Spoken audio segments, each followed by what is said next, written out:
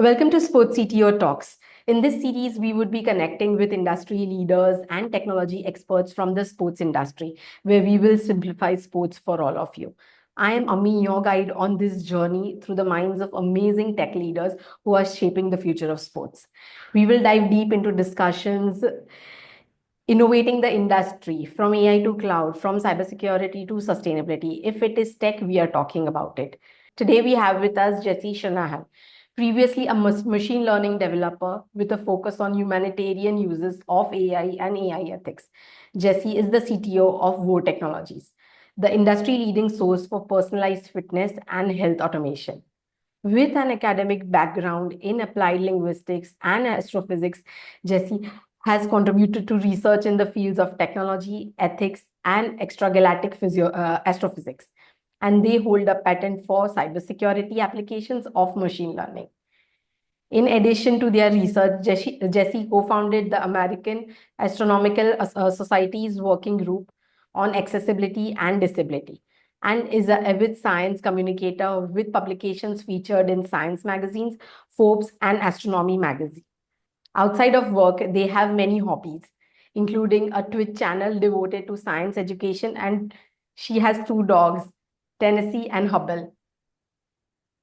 I hope I have said everything right, Jesse, from start to end. I have You not. got it perfectly. Perfect. Thank you. Thank you for joining today in the podcast. Of course, thank you for having me. Like today, she would be sharing and explaining all of us about how is the future of personalized fitness and what is the AI driving the forces of workouts and beyond that. Uh, Jesse, my first question to you on the podcast is how does AI differentiate itself from, the fitness technologies in personalizing workouts? Yeah, so I think the interesting thing about AI is that it offers a faster and a higher degree of personalization. And so typically, if you want a hyper personalized workout routine, you would go to a personal trainer and they have, a wealth of expertise and they would sit down with you, talk about your goals, maybe your likes, your dislikes, if there are any limitations, and then they would design this workout for you. And that process can take quite a lot of time. And it also can be filled with a lot of error because you have a wide variety of quality in terms of PTs, as well as, there are a lot of PTs who, in the attempt to scale their business to become, profitable, they are having to take on more clients and they can feasibly give that high level of attention to.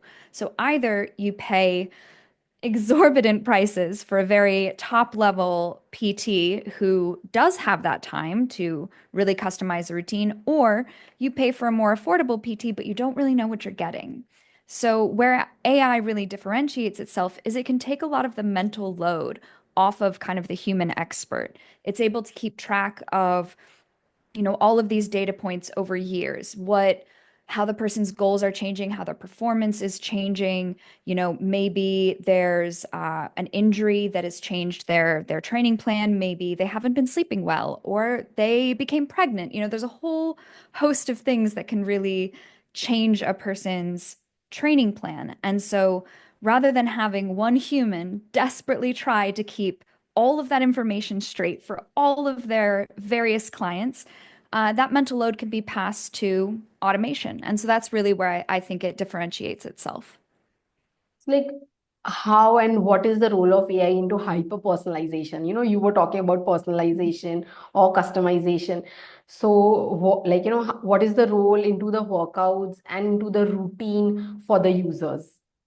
Yeah, so it depends on a couple of factors. And I think the most ideal case is one where you have some data coming back from the user. You can still achieve a high level of personalization without that, but I think it's far more interesting when you're able to have, say, an app that a person uses when they work out, and you can get, what's their adherence to the plan.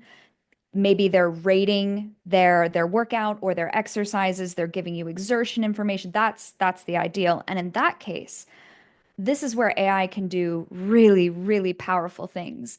In particular, there are a lot of cognitive biases that humans face when we talk about ourselves. And so we might envision that we are this go-getter that, yeah, I love really high intensity workouts and I love being exhausted after them and I want to work out for an hour and a half every single day. And the reality is, maybe that's not you. Maybe that's who you want to be.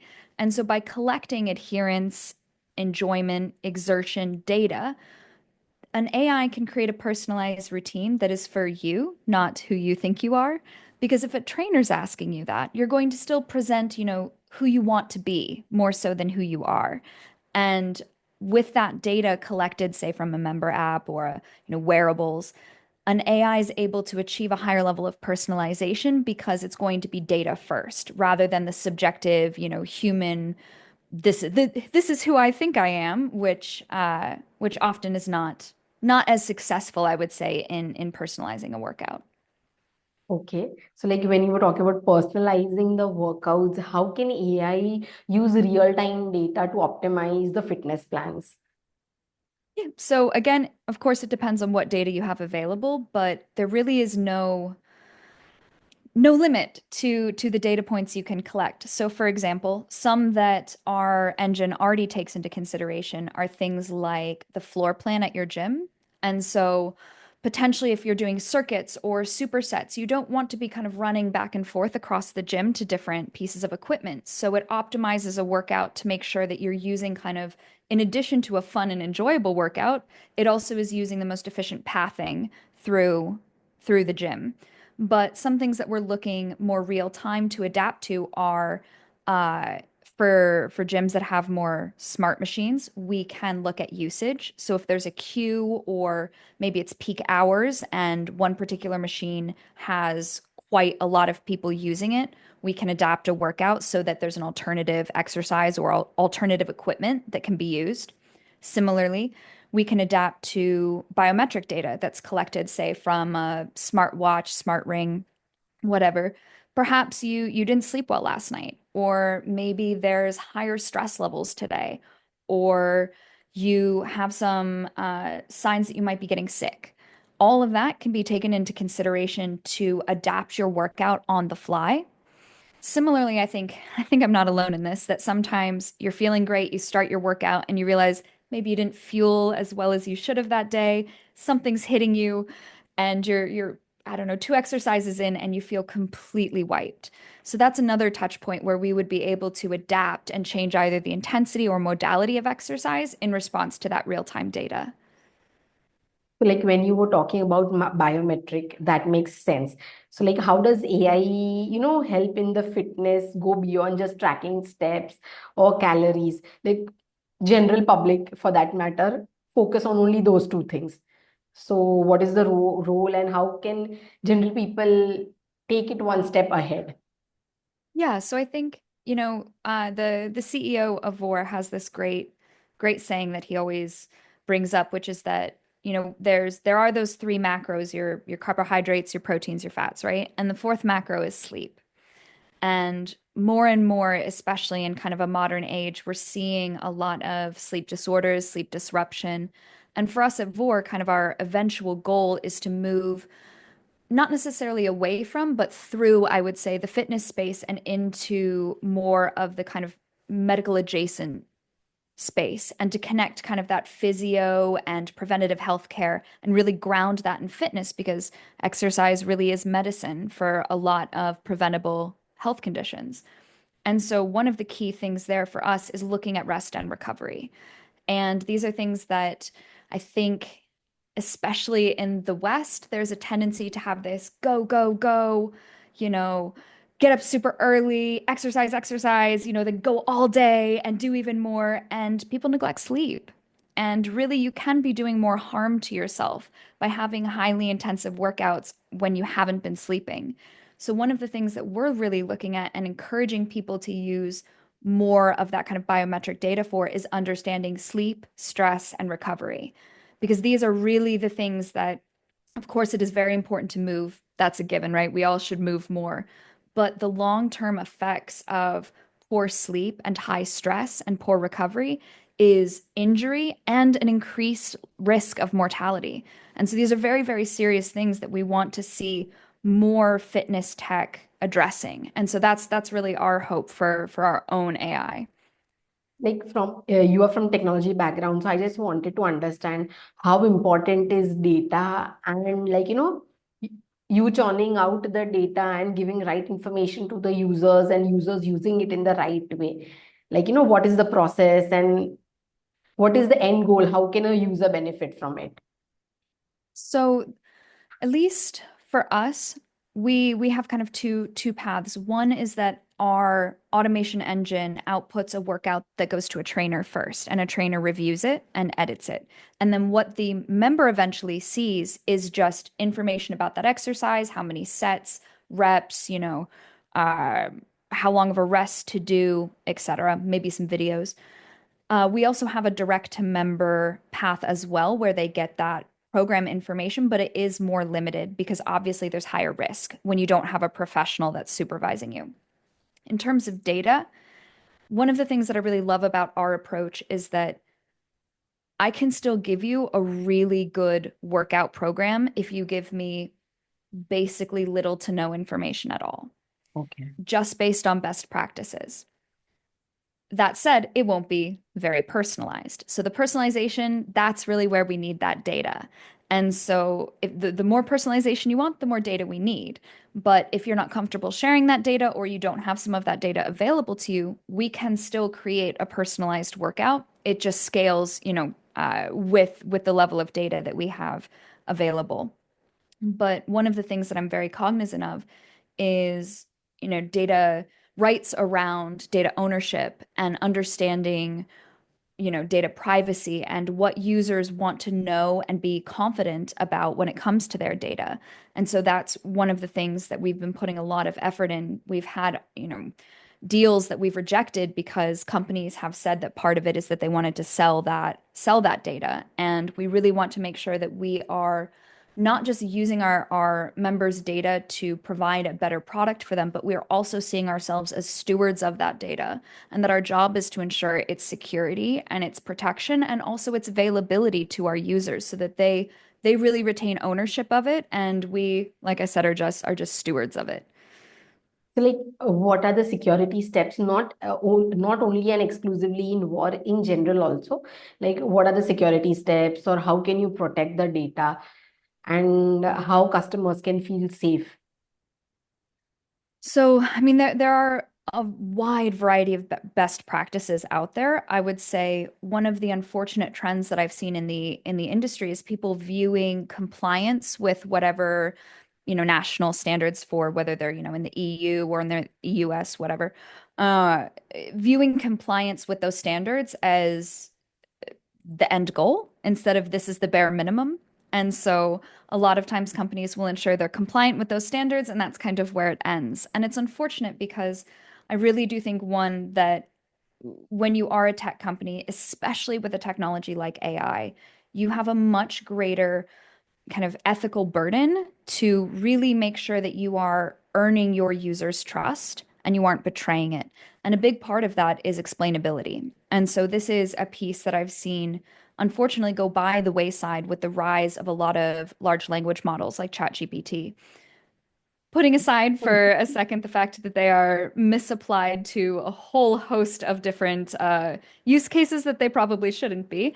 Um, there's also a lack of explainability. The amount of times that I've seen users thinking of these technologies as being sentient, or thinking that, anthropomorphizing it, thinking of it like a person or like a robot, when it absolutely is not. So not only do they not understand the technology, they don't understand where the answers are coming from. And so that's one of the things that from day one, we've really insisted upon, and it necessitated creating a completely custom algorithm for our automation, because the one thing we would not budge on, that we did not want to sacrifice, is explainability.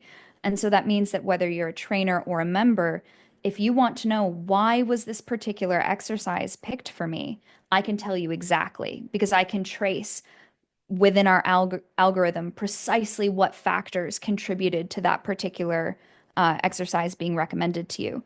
And so that piece, at least for me, is one that I see neglected, and I wish it would be made more a part of these compliance regulations because we're seeing a big focus on data, and that is incredibly important, but we also need regulations and we need more compliance standards for the algorithms themselves as well.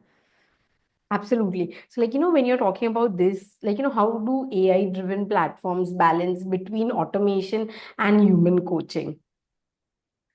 Well, I think lots of different products have their own approach. And I think that there are a few different ways that you can approach it. One is, I would say, maybe the worst worst case, which is when they claim that their AI is better than a human and we outperform humans in XYZ. And one, it's usually completely bogus, or they're only looking at one dimension, like they're only looking at speed, not accuracy or quality.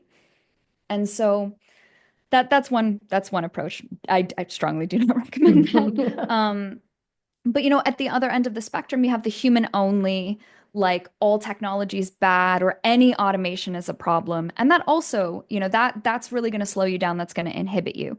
And so there are a few more balanced approaches you can take. One, of course, is human in the loop.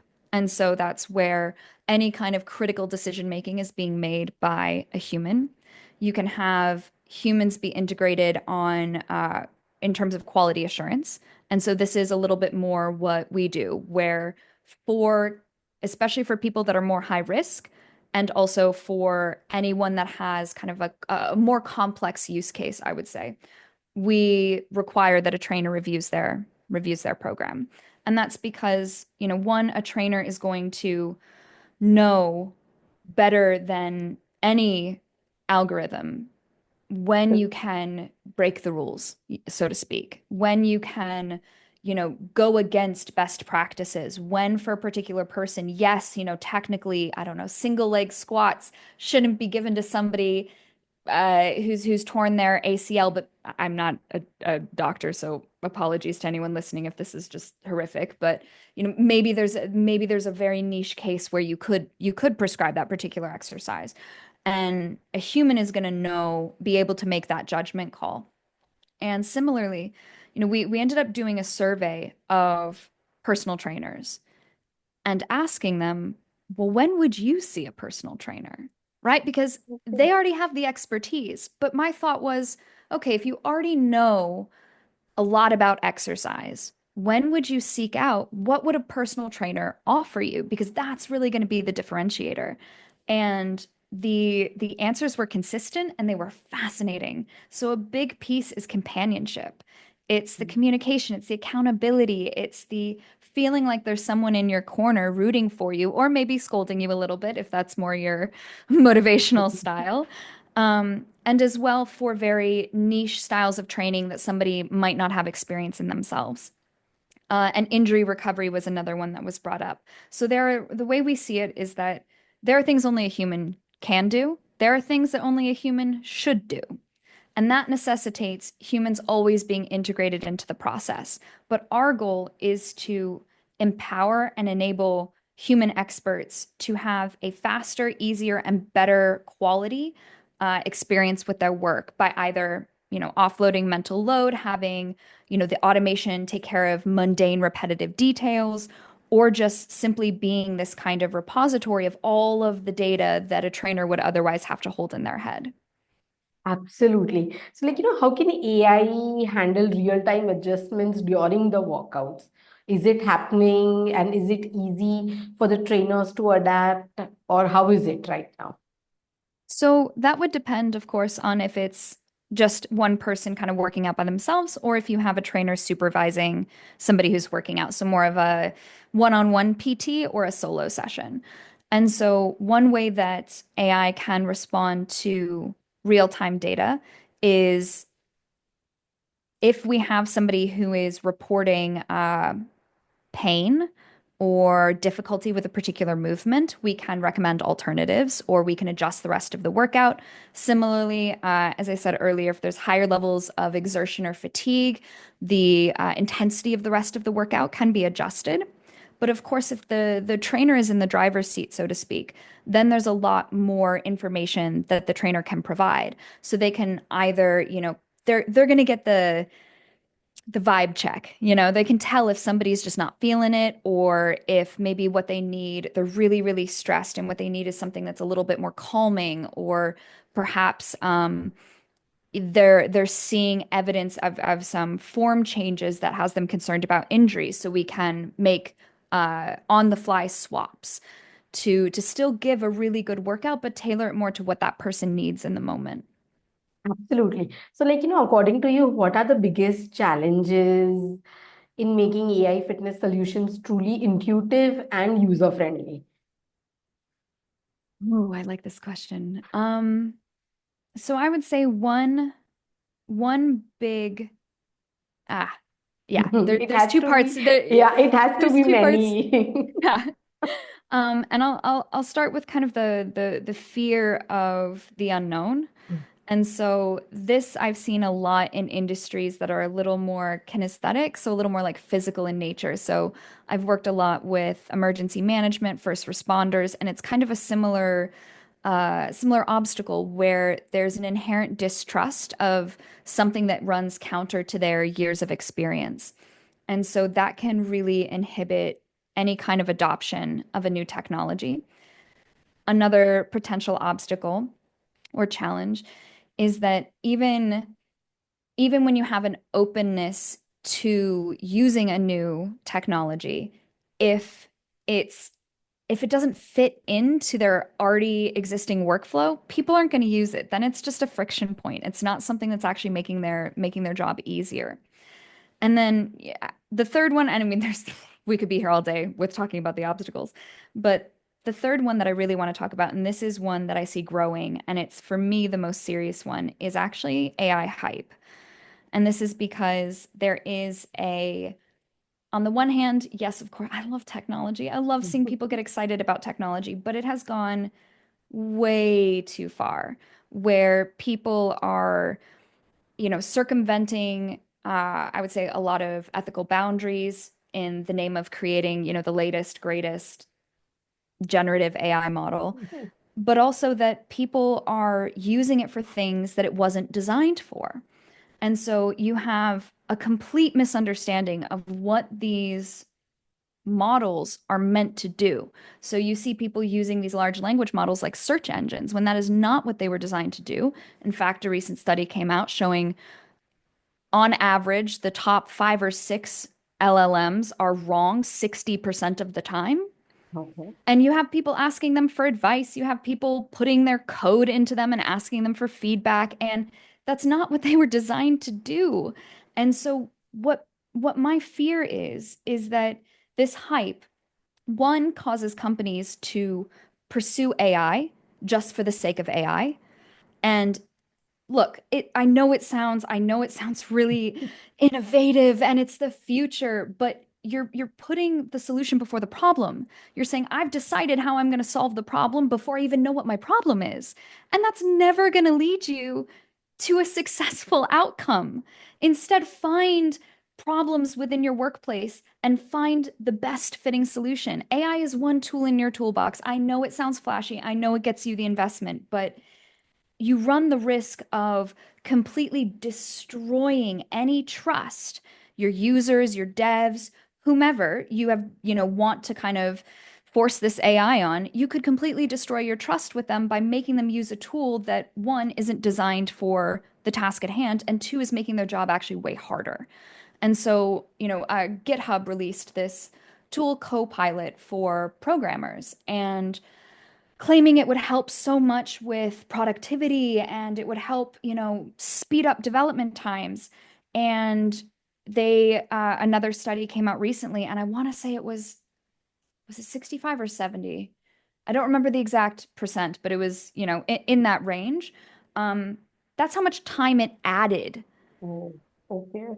because people were just copy pasting code spat out by something not even designed to be accurate, just to look accurate. And it was creating bugs and problems that later on you paid for in development time and resources. So My fear is that this AI hype is going to, one, cause a lot of failures of AI. I mean, it already is a lot of failures of AI projects. And what that's going to do is that's going to lead to when this bubble bursts, just like it did for crypto and just like it did for NFTs. You know, the tech industry loves these like boom and bust, like, oh, this is the greatest technology, this is the future, we're going to go all in, and then it completely, fizzles. But my fear is that we're gonna toss out AI altogether. That all of this hype leading to all of these failures and harms and negative impacts is going to completely destroy public trust in one. This is a methodology. It is not sentient. It is not a robot. It is a methodology, and people will lose confidence in it. And that makes me worried that the use cases where it actually is perfectly well suited, where it could make a huge difference, people won't use it for that because the trust has already been lost. And so that's why I think for me, I see the biggest challenge, the biggest obstacle is actually the hype. So, like, when you said all this, like, so many things I can relate to with my team, with my company. So I just want to understand, like, there is a question which is being asked day in and day out everywhere. Like, is AI going to replace humans? So I wanted to understand your thoughts in depth, rather, Mhm. coming from the technology background. How is it shaping up? What is its role? Is it going to happen? It's not going to happen. What is it? So yeah, I know this is a question that's on a lot of people's minds, and there's a lot of emotion around it, right? It's causing a lot of fear and anxiety. People are afraid their jobs are going to be replaced, and there's a lot of companies that are leaning in and kind of egging on that fear. And the thing is, the way that I like to put it is if an AI does replace you, then one, your job probably wasn't fulfilling. It was probably very monotonous and repetitive because it's something like, I don't know, putting a sticker on a box. It's something really well defined, narrow. Maybe we can find more fulfilling roles for people, or maybe design jobs that are better suited to human creativity. Now, that's going to be, I would say, for the vast majority of people, not the case, though. I struggle to think of a single job that's going to be completely replaced by AI. My fear is that, again, they're going to try and then it's going to go terribly because right now the tech is not there. Maybe the tech should never get to that point, even when we have the ability, because at least right now we have no established frameworks for accountability. And so when a model makes a mistake, who is culpable? Who's accountable for that? Is it the company? Is it the devs? Is it the person who bought it? We don't have a well-established framework for addressing those issues, and so we can't replace humans with AI. But the thing is the tech's not there. It's nowhere near that point. It really isn't. And there's, again, time and time again, we see studies showing that automation methodologies can improve a human's performance so long as it's a pair. The human and the autom is using the automation tool to make their job easier or better. But there is not a single model out there that is outperforming a human at every single element of their job. And so I would say, I wish I could tell people, no, you're not going to get replaced by AI, but companies are profit hungry. We see horrible layoffs while C-suite executives are making millions.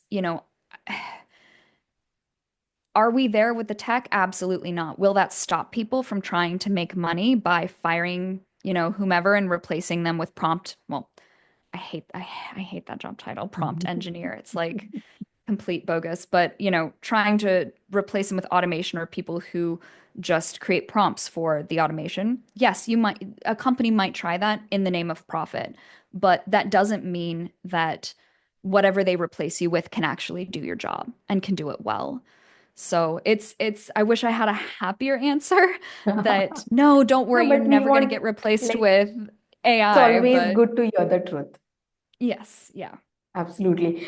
Okay. So like let's get back to like, how is AI integrating into the wearable technologies and IoT devices, and is it enhancing user experience?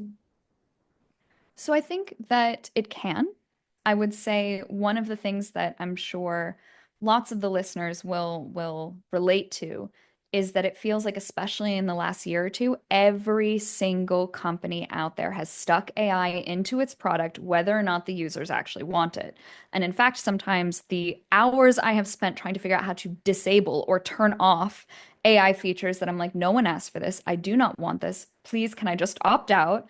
I have wasted way too much time with some products like because the users didn't want it. And again, it comes back to what I said earlier. You got to stop picking the solution before the problem. If you want to put AI in your product, you've got to have a problem that AI is good at solving. That's going to make a better experience for your customers. Now, there are ways that it absolutely can. So one of the cool things that I've seen is in predictive maintenance. And so this is where um, we have, say, I don't know, some industrial equipment, assembly line, a factory, whatever, and you have real-time sensors on that equipment detecting kind of its performance, vibrations, angles of things, range of motion of its various parts. I'm not an industrial engineer, so bear with me, but it's essentially anomaly detection, and it can a well-trained machine learning model can predict when a piece of equipment needs preventative maintenance to avoid potentially, more catastrophic or expensive repairs later. So that's a really cool use case where you have that kind of IoT, connectivity of sensors and AI using the real-time data for cool stuff. Um, I have a theory that I would love to see, and this is something that when I eventually in the future, someday, if I ever get free time, probably won't, but I'll keep dreaming. I'd love to see if we can apply that to humans and have predictive maintenance, but for humans. So if we can have more sensors, either around a piece of gym equipment or improved sensors, maybe that somebody wears, maybe they have like ankle straps, I don't know. Uh, we collect kind of range of motion and data on kind of what weight they're lifting, what exercises they are doing, their fatigue, etc., that we can kind of highlight a risk for injury. Because a lot of times it's related to posture and form or training imbalances. And if we can correct those early, we can prevent people from getting as many injuries. So that's one thing that I think would be incredibly cool.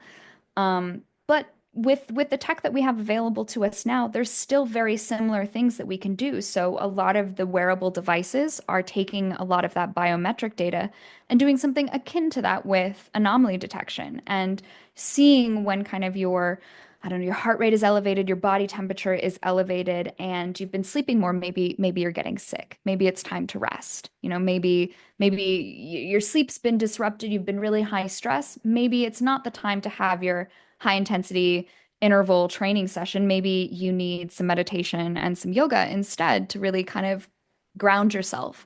So there are really cool ways that automation can make use of numerous sensors and biometric data to do some really cool stuff. But again, it either has to remove a pain point that your users have identified or provide them with something incredibly valuable that they actually want. And so I think people really do want to understand why they feel a certain way on a given day and to know for my body and for my mental health, what is the best thing I can do today? And automation can help immensely with that because the one thing AI will always excel at is handling massive amounts of data. And so we can collect the more data points we collect about a person's sleep patterns, their blood pressure, heart rate, respiratory rate, SpO2, all of these biometric markers, the more that we would be able to help a person understand what is best for them that day. And so that's where I really see the future headed, I hope.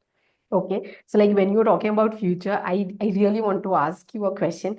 Like, what do you see coming up new, or it's already being there and it's going to get reinvented in the next 5 years? So for technology specifically, or Yes. okay. Or technology in fitness. Any, Hmm. like, you know, Yeah, so I think um in fitness, as I mentioned, I think fitness specifically, I think we'll see a resurgence in a dedication more to like rest and recovery and kind of more of this mixing of healthcare and fitness. And so I really think that that's the future of the industry, that if fitness enterprises want to grow and they want to stay relevant and modern and continue into the future, they're going to have to do that. They're going to have to become more about holistic wellness than, and I don't mean like drinking your ginger shots and you can only, do Pilates classes or something. No, I mean, all forms of training are part of that, but it's about looking at the whole of a person's life and looking at, like I said, not just nutrition and exercise, but also things like sleep, recovery, stress. Um, so I think that's where the industry is going. In terms of technology, oh my goodness, there's so much. Where do you even start? I think. like Oh, on your so head, you know, top of your mind, yeah. there has to be three, four at least. Oh, I mean, yeah, it's the sort of where to start. So I think in terms of tech more broadly, I see there's a couple of methodologies I think will become a lot more popular. I think there are certain industries that are going to just continue to take off. So I know one of those is gaming, and I think it's going to continue to grow. And from what I've seen, it's projected to be in the 2030s one of the largest industries in the world. And so I want to see a trickle down effect a bit of better and more improved gamification making its way to other areas of life. But I really think that if you want to look to advancements in, say, VR, AR, high performance computing, a lot of times you're going to be looking at video games. And to that end, I would say, I mean, quantum computing is so cool. And I feel like every day I'm reading something new that just blows my mind. And so I think advancements there are going to completely revolutionize how we view computers and the role that they can play in both our work and kind of our life more broadly. But with AI specifically, and this is absolutely not grounded in any kind of fact. This is just a personal belief. And I'll die on this hill if I have to. But I think that potentially if there is a lot of trust lost, which I do think there will be in large language models and in a lot of generative AI approaches, I think the sort of ML methodology that's going to step up and take its place is reinforcement learning. And I think that with advancements in things like, AR, VR, we're able to create better environments for reinforcement learning agents to explore. Not that you actually need a literal environment. I mean, you can define the environment however you want, but I think that not enough has been done with that particular approach.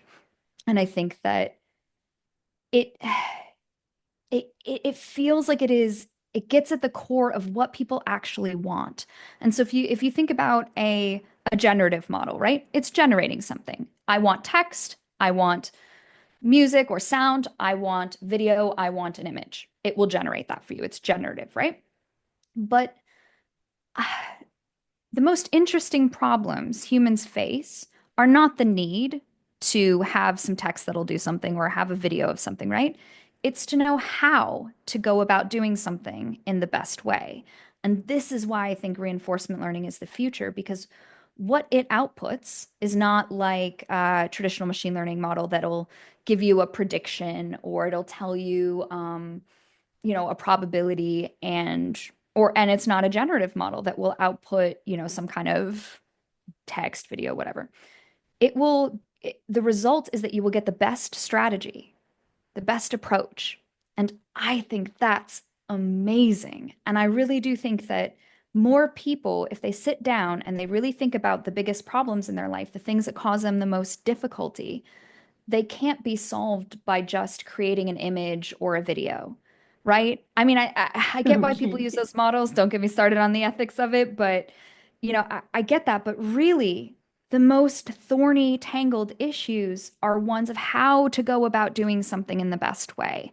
And I would love to see a future where we still have that human in the loop, but it's reinforcement learning and a human in a kind of collaborative, like the reinforcement learning is the tool helping to explore and test far more strategies per minute than a human ever could, and look at those large scale, bird's eye level patterns.